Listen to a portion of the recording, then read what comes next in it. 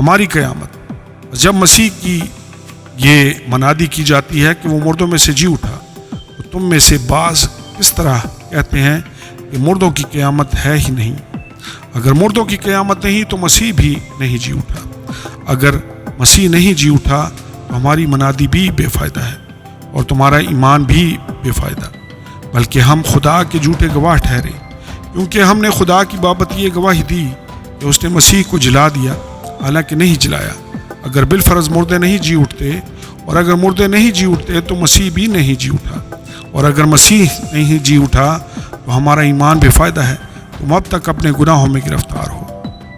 بلکہ جو مسیح میں سو گئے ہیں وہ بھی ہلاک ہوئے۔ اگر ہم صرف اسی زندگی میں مسیح میں امید رکھتے ہیں تو سب آدمیوں سے زیادہ بد نصیب ہیں، لیکن فی الواقعہ مسیح مردوں میں سے جی اٹھا ہے، اور جو سو گئے ہیں ان میں پہلا پھل ہوا، کیونکہ جب آدمی کے سبب سے موت آئی تو آدمی ہی کے سبب سے مردوں کی قیامت بھی آئی۔ اور جیسے آدم میں سب مرتے ہیں ویسے ہی مسیح میں سب زندہ کیے جائیں گے، لیکن ہر ایک اپنی اپنی باری سے، پہلا پھل مسیح، پھر مسیح کے آنے پر اس کے لوگ، اس کے بعد آخرت ہوگی۔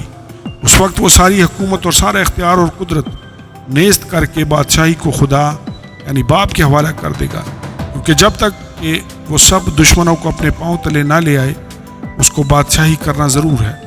سب سے پچھلا دشمن جو نیست کیا جائے گا وہ موت ہے، کیونکہ خدا نے سب کچھ اس کے پاؤں تلے کر دیا ہے، مگر جب وہ فرماتا ہے کہ سب کچھ اس کے تابع کر دیا گیا تو ظاہر ہے جس نے سب کچھ اس کے تابع کر دیا وہ الگ رہا، اور جب سب کچھ اس کے تابع ہو جائے گا تو بیٹا خود اس کے تابع ہو جائے گا، جس نے سب چیزیں اس کے تابع کر دیں تاکہ سب میں خدا ہی سب کچھ ہو۔ ورنہ جو لوگ مردوں کے لیے بپتسمہ لیتے ہیں وہ کیا کریں گے؟ اگر مردے جی اٹھتے ہی نہیں تو پھر کیوں ان کے لیے بپتسمہ لیتے ہیں؟ اور ہم کیوں ہر وقت خطرہ میں پڑے رہتے ہیں؟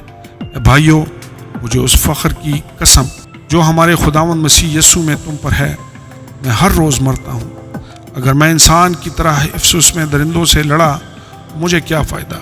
اگر مردے نہ جلائے جائیں تو آؤ کھائیں پئیں، کیونکہ کل تو مر ہی جائیں گے۔ فریب نہ کھاؤ، بری صحبتیں اچھی عادتوں کو بگاڑ دیتی ہیں۔